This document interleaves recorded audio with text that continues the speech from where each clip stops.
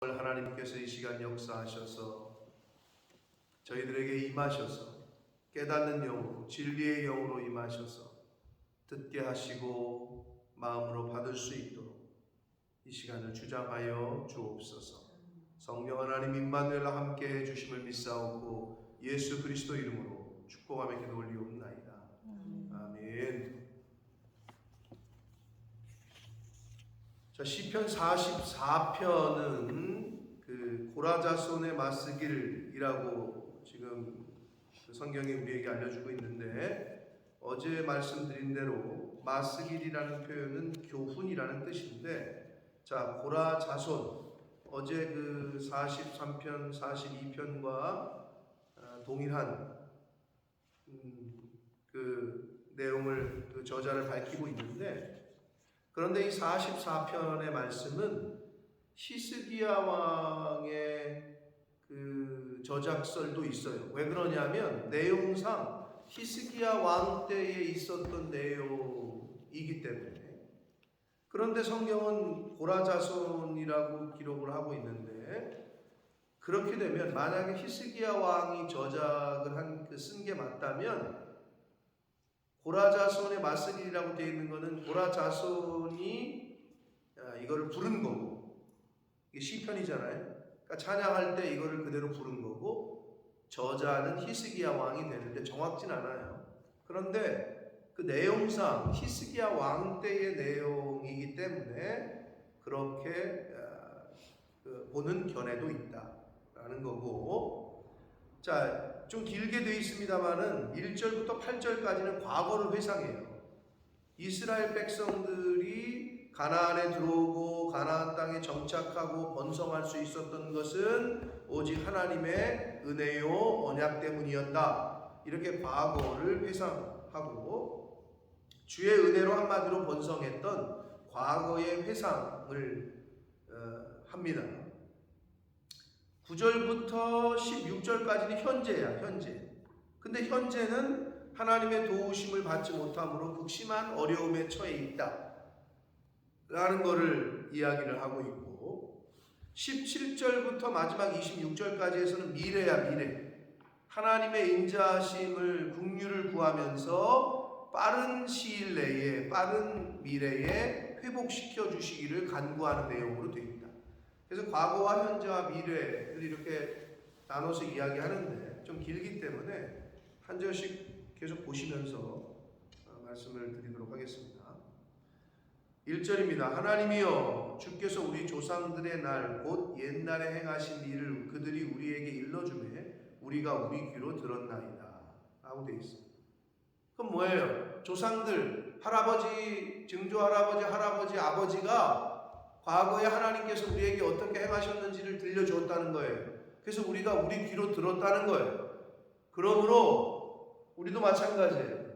믿음의 가문이 되려면 하나님에 대한 내가 받았던 은혜, 또 성경에서 말씀하시는 것도 알려줘야 되지만 내 인생 가운데, 부모의 인생 가운데 하나님이 어떻게 역사하셨는지를 자녀들에게 보여주는 것도 중요하고 말해주는 것도 중요하다. 그게 굉장히 중요해요. 근데 다 때가 있는 거죠, 그죠? 예. 이미 부모 품을 떠나면 만나기도 어렵고 1년에 몇 번 보기도 어려운데, 그죠? 예. 그러니까 다 때가 있는 거예요. 그러니까 어려서부터 그걸 보여주고 그거를 가르치고 하는 것이 굉장히 중요한 거죠.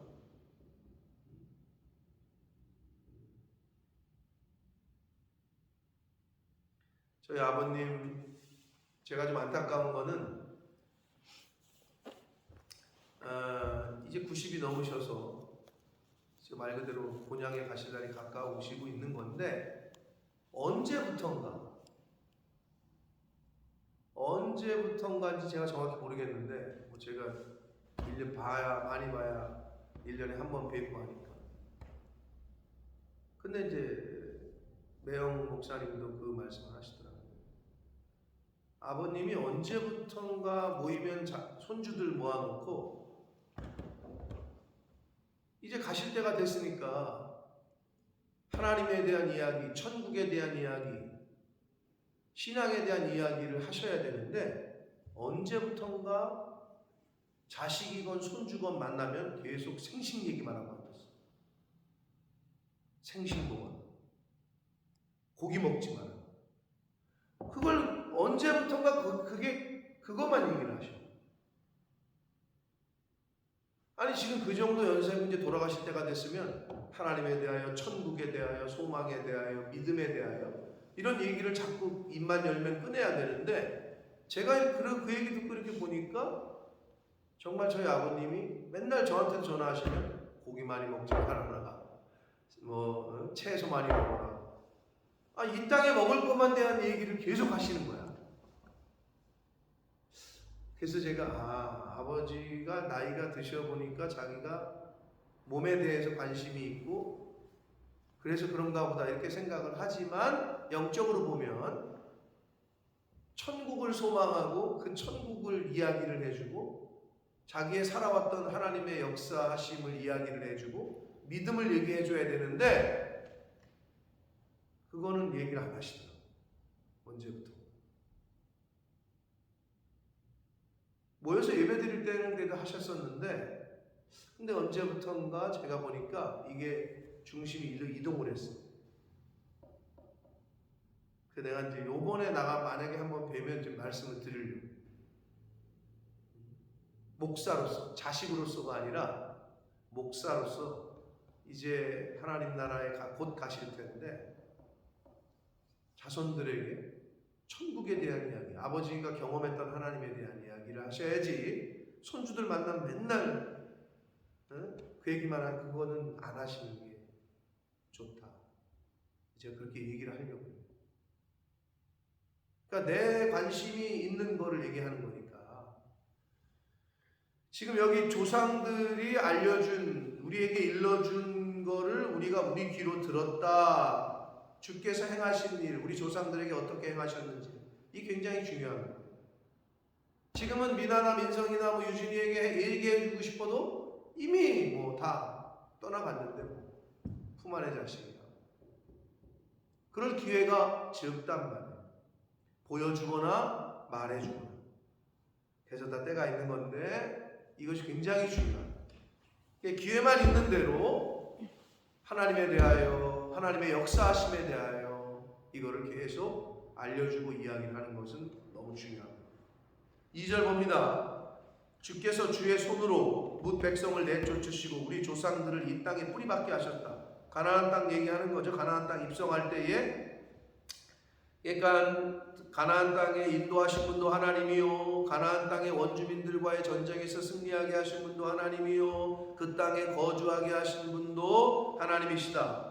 주께서 다른 민족들은 고달프게 하시고 우리 조상들은 번성하게 하셨다. 그랬죠. 가나안 입성할 때에. 3절 봅니다. 그들이 자기 칼로 땅을 얻어 차지함이 아니요. 이스라엘 백성이 무슨 전쟁에 무기가 좋아서 이긴 거예요? 아니잖아요. 그들의 팔이 그들을 구원함도 아니라 그들의 힘과 능력으로 한 게 아니라는 거예요. 오직 주의 오른손과 주의 팔과 주의 얼굴의 빛으로 하셨으니 주께서 그들을 기뻐하신 까닭이라. 이스라엘 백성들이 가나안 땅에 들어가고 거기 정착하고 전쟁에서 이기고 번성하고 있었던 것, 번성할 수 있었던 것은 오직 주께서 그들을 기뻐하신 까닭이라. 하나님의 전적인 은혜요, 하나님의 일방적인 은혜였단 말이에요. 사랑이고 하나님이 아브라함에게 하셨던 언약 때문에, 약속 때문에, 그것 때문에 하나님께서 그렇게 하신 거지, 그들의 힘이 세거나 그들의 팔이 능력이 있거나 그게 아니라는 거예요. 돌아보면 우리도 마찬가지예요. 오늘 지금까지 지내온 것이 주의 크신 은혜지, 내가 그때 잘 선택했지, 내가 그때 이거를 잘했지, 내가 그때 이거를 했기 때문이다, 아니라는 거예요. 근데 이제 세상 사람들은 그거를 알지 못하는 거죠. 단순히 내가 능력이 있어서 또는 재수가 좋아서, 운이 맞아떨어져서 이런 표현을 쓰는 거죠. 그건 절대 아니에요. 이 44편에서 지금 느끼셨는지 모르겠는데 이 시편의 기자가 계속 반복되는 단어가 있어요. 그게 뭐냐면 11번, 12번 정도 반복이 되는데 주께서라는 단어예요. 주께서 우리 조상들의 2절에 주께서 주의 손으로 주께서 다른 민족들을 7절에 보면 오직 주께서 9절에 이제는 주께서 10절에 주께서 11절 주께서 12절 주께서 13절 주께서 14절 주께서 19절 주께서 이게 뭐예요? 주관자이신 분, 우리 민족의 흥망성쇠를 움직이시는 분, 우리 미래에 우리의 모든 것을 인도하시는 분, 다 하나님이라는 거예요. 이거를 시편의 기자는 계속 강조하고 있는 거예요. 과거에 그렇게 영화를 누렸던 것도 하나님의 은혜고, 현재 우리가 이런 어려움을 당하는 것도, 이런 환경과 상황에 처하게 하신 분도 하나님이라고 믿고 있는 거예요. 미래에 우리를 구원하실 분도 하나님이라는 거예요. 이게 기조에 깔려 있어요. 저와 여러분의 신앙생활 할 때 이거는 아주 기본이에요. 이게 안 돼 있으면 교만할 수 있고, 이게 안 돼 있으면 반대로 좌절할 수 있어요. 교만해서도 안 되고 좌절해서도, 낙심해서도 안 되거든요. 그럴 수 있는 유일한 길은 하나님께서 나에게 지금 이 상황을 주셨다. 그러니까 겸손한 거고, 하나님께서 이끄셨다. 겸손한 거고, 지금 하나님께서 나에게 연단을 주시기 위해서 이 환경을 주셨다. 그러니까 낙심할 필요 없고. 그게 기본이야. 근데 지금 이 시편 44편의 기자는 계속 언급을 해요. 그거를. 4절 봅니다. 하나님이여 주는 나의 왕이시니 야곱에게 구원을 베푸소서. 야곱은 이스라엘 민족을 표현할 때 야곱이라고 합니다. 왜냐하면 야곱의 그 자녀인 12자녀가 12지파 이스라엘의 어떤 근원이 됐기 때문에 그렇게 표현하는 거고, 하나님이여 주는 나의 왕이십니다라고 고백을 합니다. 저와 여러분의 왕은 누군지, 내가 누구를 왕으로 모시고 있는지를 늘 점검을 해야 됩니다. 5절 우리가 주를 의지하여 이렇게 표현합니다. 우리 대적을 누르고 우리를 치러 일어나는 자를 주의 이름으로 밟으리이다. 하나님을 의지할 때, 하나님을 의지해야만 이 땅에서 승리하는 인생을 살 수 있다. 6절 나는 내 활을 의지하지 아니할 것이라. 내 칼이나 나를 구원하지 못하리이다. 하나님을 의지했지 내 활이나 내 칼을 의지하지 않았다는 거거든요. 그러면 옛날에야 칼이나 활이지 오늘날에는 뭐예요? 여러분 뭔가 사업을 하고 뭘 하려고 할 때 세상 사람들이 은유적으로 표현하는 말이 있죠. 아, 내가 실탄이 없어가지고. 총알이 있어야 총을 쏘지. 실탄, 총알이 뭘 의미하는 거예요? 돈이잖아요. 아, 내가 실탄이 없어요 요즘. 딱 그 얘기야. 옛날에는 활이나 칼이었다고. 근데 오늘날에는 총알이라고 표현하잖아요. 그게 뭐야? 물질이야. 힘이야. 그런데 내 활이나 내 칼이나 내 총알이 그걸 의지해봤자 소용없다는 거예요. 내가 손에 꼭 쥐고 있는 활과 칼, 즉 총알, 물질을 내려놓아야 합니다. 하나님을 의지할 때 하나님이 인도하시고 승리하게 하십니다. 시편의 기자는 그걸 지금 깨달았던 거죠. 7절 오직 주께서, 여기서 이제 또 주께서 우리를 우리 원수들에게서 구원하시고 우리를 미워하는 자로 수치를 당하게 하신다. 원수의 손에서 구원하시고 그들을 수치를 패배케 하시고 수치를 당케 하시는 분은 하나님이시다. 내 칼이나 활이 아니다. 내 능력이 아니다. 라는 것을 언급을 하고 있습니다. 8절 우리가 종일 하나님을 자랑하였나이다. 저와 여러분의 오늘 하루 동안에 하나님만 자랑하게 되시기를 축복합니다. 하나님을 종일토록 자랑했다. 우리는 하나님의 이름에 영원히 감사하겠습니다. 라고 고백을 합니다. 자, 이게 과거에 대한 회상이에요. 근데 현재는 어떠냐? 현재 하나님의 도우심을 받지 못함을 이제 토로하는데 9절 그러나 이제는 주께서 우리를 버려 욕을 당하게 하시고 우리 군대와 함께 나아가지 아니하시나이다. 지금 현재 그렇다는 거예요. 10절 주께서 우리를 대적들에게서 돌아가게 하시니 돌아서게 하신다. 즉 패하고 도망가게 한다는 거야. 대적들이 쳐들어왔는데 대적들에게서 돌아가서게 하신다는 거는 등을 보이고 도망간다는 거예요. 그러니까 패하는 거죠. 우리를 미워하는 자가 자기를 위하여 탈취하였나이다. 11절 주께서 우리를 잡아먹길 양처럼 그들에게 넘겨주시고 여러 민족 중에 우리를 흩으셨나이다. 12절 주께서 주의 백성의 헐값으로 파시며 그들을 판값으로 이익을 얻지 못하셨나이다. 전쟁에서 지게 된다는 거예요. 지금 이거는 13절 주께서 우리로 하여금 이웃에게 욕을 당하게 하시니 그들이 우리를 둘러싸고 조소하고 조롱합니다. 14절 주께서 우리를 백성 중에 이야기거리가 되게 하시며 민족 중에서 머리 흔듦을 당하게 하셨나이다. 자, 이게 왜 히스기야 왕 때 히스기야 왕의 아버지는 친아수르, 근데 히스기야 왕은 친애굽 정책을 펴.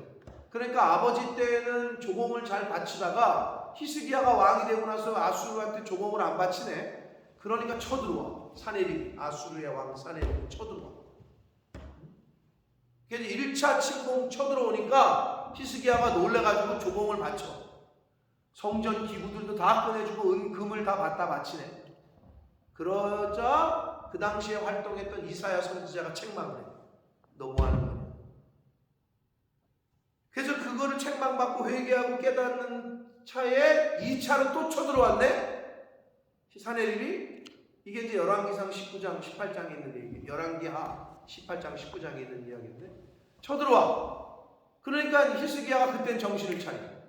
그때 사내립이 랍사게라는 인물을 보내가지고 랍사게가 막 히스기야 왕도 조롱하고 히스기야 백성들도 막 회유를 하고 야 니네 하나님이 어딨냐, 니네 이제 다 죽는다 이제 막 그냥 하나님도 그냥 능멸을 하고 히스기야 왕도 능멸을 하는데도 히스기야 왕이 거기에 백성들에게 그래 움직이지 마라, 가만히 있어, 요동치 마라.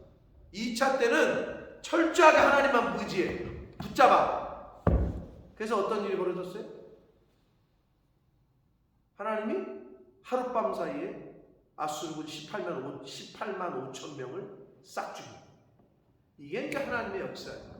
1차 때는 실패를 했어. 히스기야 왕이 1차 쳐들어왔을 때는 그냥 정신을 못 차리고 그러다가 이사야 선지자의 책망을 듣고 철저하게 회개하고 2차 때 쳐들어왔을 때 요동치 않고 하나님의 언약을 약속을 믿고 하나님만 의지해 납작 엎드려가지고 그러자 하나님께서 긍휼히 여기셔서 하룻밤 사이에 아수르의 군대 18만 5천 명을 죽이는 역사가 열왕기하 19장에 기록되어 있습니다. 지금 그 얘기, 그래서 이제 이거 히스기야 때, 히스기야 왕 때 히스기야가 쓴 게 아니겠느냐 이제 추측을 하는 건데, 그런데도 아무튼 이 시편의 기자는 자신들이 그렇게 처한 상황과 환경을 주께서 핸들링하고 계시다는 거예요. 그 배후에 다 그래서 주께서 아수르가 잘나서가 아니고 다 주께서 그거를 도구로 쓰고 있다라는 거를 그 배후에 계신 하나님을 지금 알고 있는 거지 이 시편의 기자. 15절 봅니다. 나의 능력이 종일 내 앞에 있으며 수치가 내 얼굴을 덮었으니 16절 나를 비방하고 욕하는 소리 때문이요 나의 원수와 나의 복수자 때문입니다. 그래서 아수르의 사네립은 랍사게를 보내가지고 히스기야 왕을 그냥 그리고 하나님을 모독한단 말이에요. 17절 이 모든 일이 우리에게 임하였으나 여기서 우리가 주를 잊지 아니하며 주의 언약을 어기지 아니하였나이다. 요게 이제 하나님을 철저히 의지했던 2차 침입 때 히스기야 왕은 하나님 앞에 납작 엎드려서 하나님의 그 도우심을 구하는데 그때 하나님께서 이제 은혜를 베푸시죠. 그래서 18만 5천 명의 아수르 군대를 물리칩니다. 하나님이 죽이셔요. 18절 우리의 마음은 위축되지 아니하고 우리 걸음도 주의 길을 떠나지 아니하였으나. 자 여기서 마음은 위축되지 아니하고 걸음도 주의 길을 떠나지 않았다. 마음이 믿음이라면은 걸음은 행위입니다. 믿음과 행위가 다 하나님 앞에서 자신들은 온전했다라는 걸 이야기하고 있는 거예요. 그럼에도 불구하고 19절 주께서, 여기 또 주께서 나오죠. 그러니까 역사를 주관하시는 분이 하나님이시라는 걸 계속 강조하고 있는 거예요. 우리를 승량의 처소에 밀어 넣으시고 우리를 사망의 그늘로 덮으셨다. 자, 여러분, 우리가 알 수 있는 건 뭐냐면, 여기서 우리가 한 가지 분명히 해야 될 건 뭐냐면, 하나님을 목자로 모신 양, 즉 하나님의 자녀들, 성도들도 사망의 음침한 골짜기를 통과해야 될 때가 있다는 거예요. 하나님의 자녀라고 해서 그냥 꽃길만 걷는 게 아니에요. 하나님이 때로는 아주 바닥까지 내려가게 하신단 말이에요. 자, 그거를 우리가 통과해야 될, 성경에 다 그 얘기 아니에요. 요셉 얘기도 그렇고 다니엘 얘기도 그렇고 밑바닥까지 간단 말이에요. 그거를 통과해야 푸른 초장으로 하나님이 우리를 인도하신다. 그럴 때 우리가 중요한 건 뭐냐면 끝까지 하나님을 신뢰하는 거예요. 그 바닥에 있어. 근데 그거는 훈련이 안 되면 잘 안 돼요. 조금만 어려움 당하고 조금만 내려가잖아요. 그럼 사람들이 원망하기 시작해요. 환경 탓을 하고 상황 탓을 하고 그러고 하늘을 우러다보면서 하나님을 원망하고. 그러니까 이거를 넘어가지 못하니까 계속 반복되는 거야, 그 시험이. 근데 그거를 통과해야 그때 하나님이 일하시기 시작하신다. 20절 봅니다. 우리가 우리 하나님의 이름을 잊어버렸거나 우리 손을 이방 신에게 향하여 폈다면, 즉 이방 신에게 절하고 우상을 숭배했다면 이런 얘기예요. 그러지 않았다는 거죠. 21절 하나님이 이를 알아내지 아니하셨으리까 무릇 주는 마음의 비밀을 아십니다. 그러니까 히스기야, 이 시편의 기자는 자신들이 그런 어려움을 당했을 때에도 우상 숭배하거나 우리의 마음이 하나님을 의지하지 않거나 신뢰하지 않는 그런 마음이 아니었다라는 자신들의 신앙의 결백을 주장하고 있습니다. 하나님은 다 아시는데 그걸 모르셨을 리 없지 않습니까? 그러면서 22절 우리가 종일 주를 위하여 죽임을 당하게 되니 도살할 양같이 여김을 받았습니다. 우리가 신앙생활할 때 주를 위하여 죽음의 자리까지, 목숨의 위협을 받는 자리까지 도살할 양같이 여김을 받는다.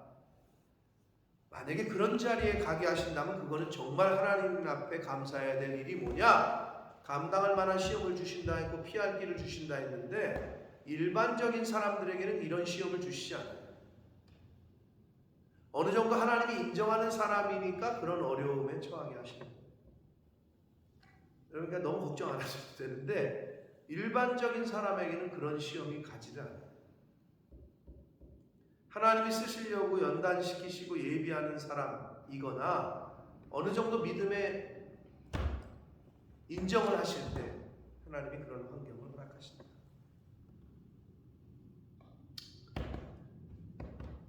그러면서 자신의 신앙의 결백을 주장하면서 이제 간구합니다. 구원의 간구를 23절 주여 깨소서 어찌하여 주무시나이까. 하나님은 졸지도 주무시지도 않는 분이에요. 그러나 이거는 문학적으로 하나님 빨리 속히 개입해 주십시오. 지금 이 상황에 하나님이 속히 좀 역사해 주십시오 라는 것을 이제 표현하고 있는 거예요. 일어나시고 우리를 영원히 버리지 말아 주십시오 라고 이야기합니다. 하나님의 신속한 개입을 요청합니다. 근데 여기서 하나님이 아무 말씀하시고 침묵하실 때가 있죠. 여기서 중요한 게 뭐냐? 하나님의 침묵은 성도를 깨우기 위함. 이게 중요해요. 내가 계속 간구하는데도 하나님이 응답을 안 하시고 침묵하셔. 나를 깨우기 위함. 그걸 믿으셔야 됩니다. 나를 하나님이 깨우시기 위해서 하나님은 침묵하십니다. 근데 거기다 대고 삿대질하고 원망하고 불평하고 산통 다 깨는 거지. 그건 산통 다 깨는 거예요. 하나님이 침묵하실 때는 어떻게 해야 되느냐? 더 납작 엎드려서 하나님의 때를 기다려요. 인내하고 하나님을 철저하게 신뢰하고. 이게 비밀이에요. 비밀. 24절 어찌하여 주의 얼굴을 가리시고 우리의 고난과 압제를 잊으시나이까.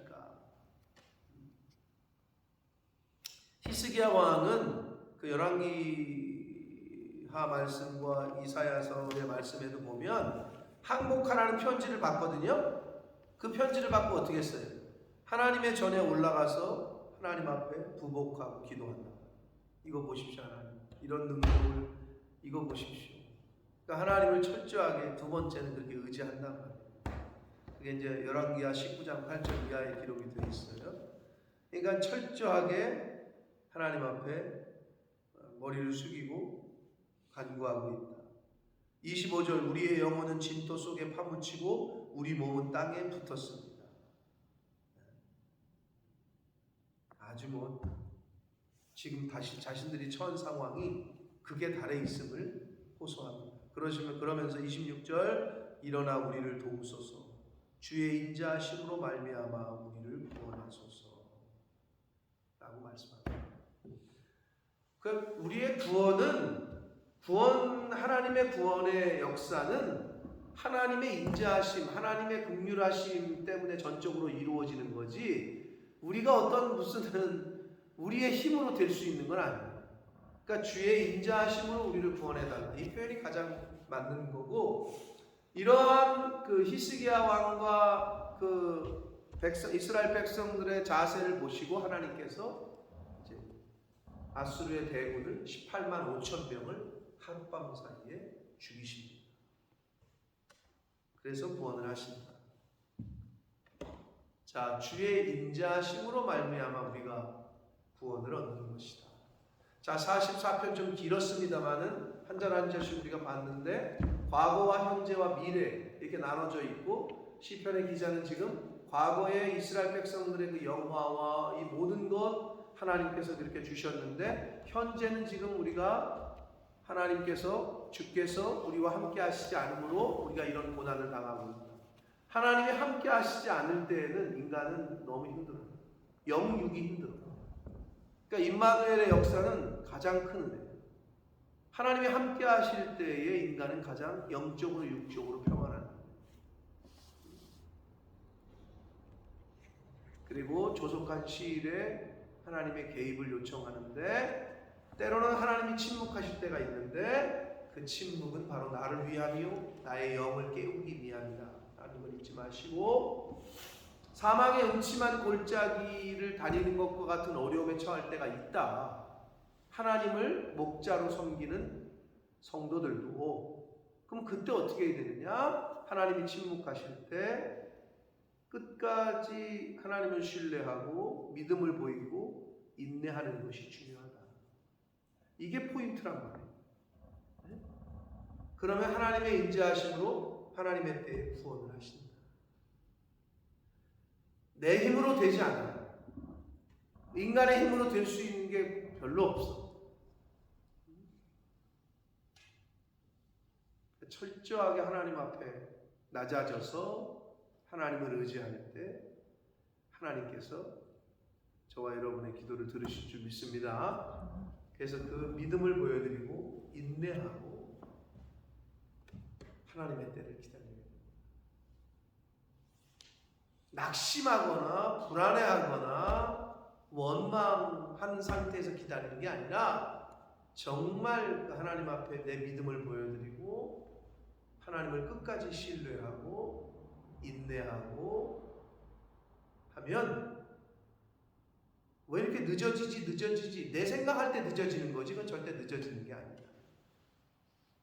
하나님의 때가 가장 빠른 때요 가장 완전한 때인 줄 믿습니다. 그러니까 그거를 믿으시고 하면 됩니다. 그러니까 시편의 오늘 44편을 통해서 그런 교훈을 주시고 마지막에 결국은 인자하심 하나님의 인자하심으로 말미암아 히스기야 왕과 이스라엘 백성들이 구원을 얻었던 것처럼 18만 5천 명이 하룻밤 사이에 죽는다. 그거는 인간의 어떤 말로는 설명할 수 없는 부분이고 하물며 저와 여러분이 기도하는 게 이거보다는 덜한 기적이라면 기적을 하나님 앞에 간구하는 거 아니에요? 하나님께서 못하셔서가 아니라 하나님의 때가 있는 것이기 때문에 그때를 믿음과 신뢰함으로 기다리고 감사와 찬양으로 하루하루를 사실 때에 하나님이 하나님의 때에 응답하시고 역사하실 줄 믿습니다. 그러한 오늘 한 날을 사시는 저와 여러분이 되시기를 예수 그리스도 이름으로 축복합니다. 살아계신 하나님 아버지, 감사와 찬송과 영광을 올려드립니다. 아버지 하나님, 오늘 시편의 말씀을 통해서 과거의 나에게 하나님께서 어떻게 은혜를 주셨고 하나님께서 나를 지금까지 어떻게 인도하셨는지를 다시 한번 되돌아보게 하시고 현재 당하는 어려움과 기도에 해결해야 될 문제들 있지만 그것 또한 주께서 하나님께서 해결하시고 하나님께서 허락하셔야만 가능하다는 걸 다시 한번 깨닫고 아버지, 시편의 기자가 하나님 앞에 철저하게 겸손하게 낮아져서 기도하고 하나님의 신속한 개입을 요청하고 간구했던 것처럼 결국에는 하나님의 인자하심과 긍휼하심과 사랑하심, 하나님의 때에 하나님이 개입하셔서 하나님이 역사하셔야지만 그 문제가 해결이 될진데 아버지, 하나님을 향한 믿음을 보여드리게 하시고 하나님을 향한 변치 않는 신뢰를 보여드리게 하시고 성도의 인내를 보여드리는 이 자리에 있는 하나님의 자녀들 저희들이 되도록 주여 은혜 내려 주옵소서. 아버지, 하나님께서 오늘 허락하신 말씀들을 통하여 깨닫게 하신 것들을 통하여 오늘 하루를 그 말씀을 묵상하게 하시고 또 오늘 하루를 살아가며 하나님께 감사와 찬양과 영광을 올려드리는 삶을 사는 하나님의 자녀된 저희들 모두가 되도록 주여 은혜 내려 주옵소서.